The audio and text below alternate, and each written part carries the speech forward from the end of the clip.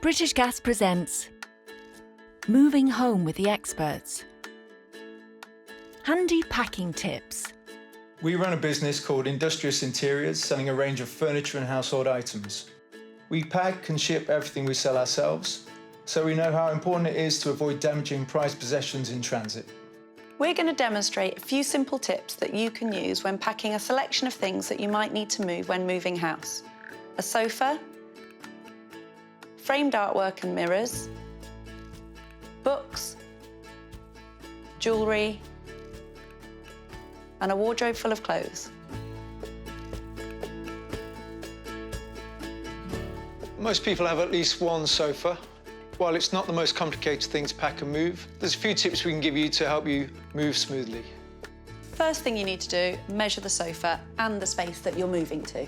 Measure any tight corners, doorways along the way. Remove any cushions to make the sofa lighter to carry, and also, if possible, remove any feet to stop you damaging any doorways as you move. If you're sliding it across a hard floor, use some carpet underneath. Depending on the size of your sofa, you can either use a big bit like this or cut it into 4 and put a bit on each corner. If you're sliding the sofa on a carpeted floor, use cardboard instead. And finally, remember, sofas can be very heavy, so make sure you've got plenty of people to help you move it safely and comfortably. Mirrors and framed artworks are easily damaged. Luckily, there's a few tips we can give you to help prevent that. Place a large masking tape cross across the front of the glass. That doesn't only strengthen the glass during the move, but if the glass does break, it keeps it all together. Place a piece of cardboard over the whole front of the picture, and then wrap the whole thing in breathable bubble wrap. Don't use newspaper, because sometimes the newsprint can come off onto your artwork. And don't forget to mark it fragile. You might know it's breakable, but others who are helping you move might not.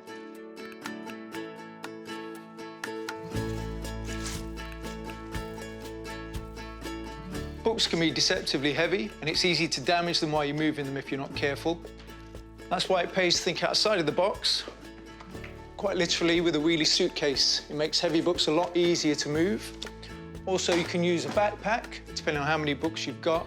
If you have to use a box, make sure it's not too big, otherwise it'll get too heavy and the bottom can break.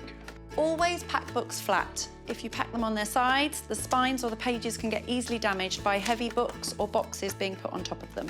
If you've got any gaps, fill them with some polystyrene chips. This is especially important if you've got some valuable hardcover books with slip covers, as this will keep them protected. When moving jewellery, it's important to keep it protected, stop it getting tangled and stop it getting lost.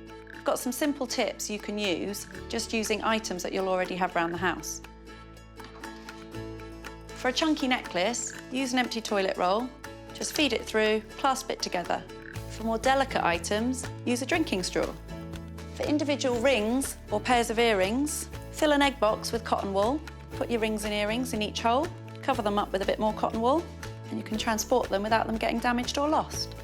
When moving clothes, it can be quite daunting thinking about packing them all individually, so the key is to keep them together. Bunch a group of clothes together, pull a bin liner over them and secure it at the top. During the move, the clothes will stay protected and clean. When you get to the other end, unhook the bin bag, hang the clothes up, and remove the bin bag, and you can then reuse it. Wardrobe doors can be very heavy, especially if they've got mirrors on, so you might want to remove them to make it easier to move the wardrobe. Take these screws, put them in a bag and label them to make sure you don't lose them. If it's a big wardrobe, you might want to dismantle the whole wardrobe. If you do, make sure you photograph it so you know where each part goes. Don't forget to measure your wardrobe and any tight doorways or spaces that you might be going through during the move. If you're moving it downstairs, always put the back of the wardrobe against the banister, and that avoids any damage. Hopefully these simple packing tips will help your move run smoothly.